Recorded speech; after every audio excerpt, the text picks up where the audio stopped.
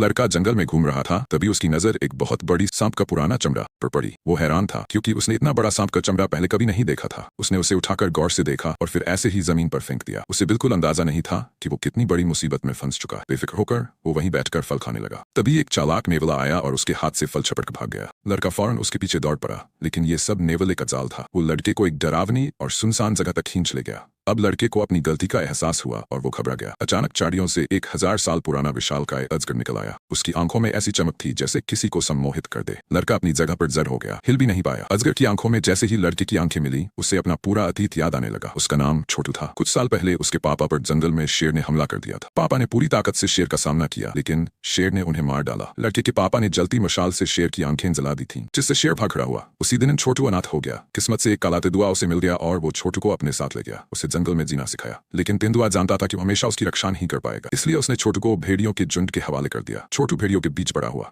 लेकिन ये शांति ज्यादा दिन नहीं रही। उस साल जंगल में सूखा पड़ा और सारे जानवर एक ही जगह पानी पीने आए। छोटू को देखकर सभी जानवर हैरान ही। वो शेर भी वहां आ गया। वो भेड़ियों से छोटू को सौंपने की मांग करने लगा, क्योंकि शेर को इंसानों से नफरत थी। उसकी आंखें इंसानों की वजह से जली थी, लेकिन भेड़िया सरदार ने मना कर दिया। भेड़ियों की तादाद देखकर शेर भी कुछ नहीं कर पाया, मगर भेड़िया सरदार समझ गया कि शेर जल्दी हार मानने वाला नहीं है। इसलिए उसने तेंदुए को कहा कि वो छोटू को इंसानों की बस्ती छोड़ आए। रास्ते में अचानक घास में छुपा शेर हमला कर बैठा। तेंदुआ शेर से भिड़ गया और छोटू को भागने का मौका दिया, लेकिन शेर ज्यादा ताकतवर था और तेंदुआ बेहोश हो गया। छोटू को बचने के लिए एक गाय के सिंग पकड़कर उसके झुंड के साथ भागना पड़ा, लेकिन तभी वो इस विशालकाय अजगर के जाल में फंस गया। अजगर ने उसे कसकर जकड़ लिया और अब वो उसे निगलने ही वाला था।